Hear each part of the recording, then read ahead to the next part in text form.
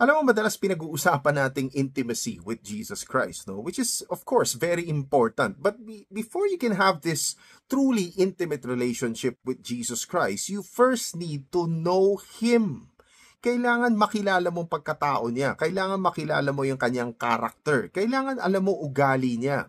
Paano ba siyang humuhusga? How does he look at sin? Ano ba yung attitude niya towards wickedness?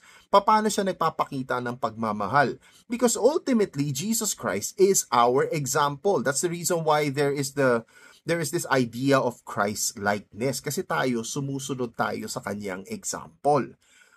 Now, when you go to 2 Peter, don't just simply talk about faith. No? 2 Peter chapter 1.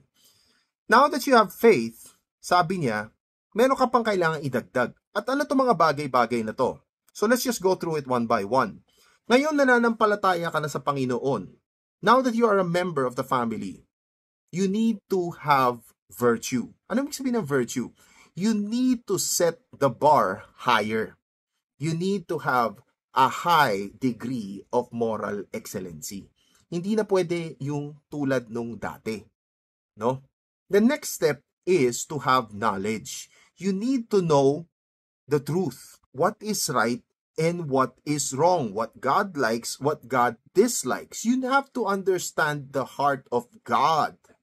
After knowing this, you need to have self-control. Self-control means ngayong alam mo na ang mga bagay-bagay na hindi ikatutuwa ng Panginoon, iwasan mo na. It doesn't matter how you feel. No, hindi ito tungkol sa emotion mo, hindi ito tungkol sa nararamdaman mo. Kung hindi tama, huwag mong susundan. Iwasan mo. But if it's right, you have to do it even if you don't feel like doing it. The next step is to have perseverance or patience.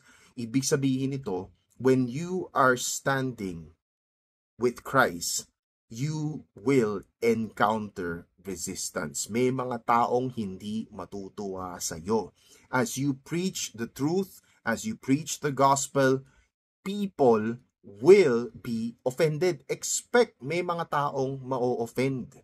But you need to stand firmly in the truth. Huwag kang bibitaw kahit anong mangyari. The next step is you have to add brotherly love. You see, this is a very simple logic.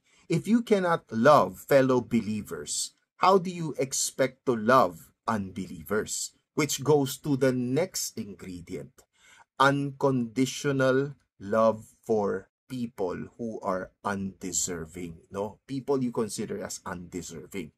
Meaning to say, may mga tao dyan na hindi mo talaga trip, pero kailangan mo pa rin silang mahalin.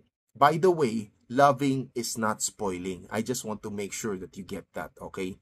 So, those are the key ingredients. Ang sabi ni Peter, if you apply all these things, at kapag itong mga bagay na to ay umaapaw, if it abounds in you, then hindi ka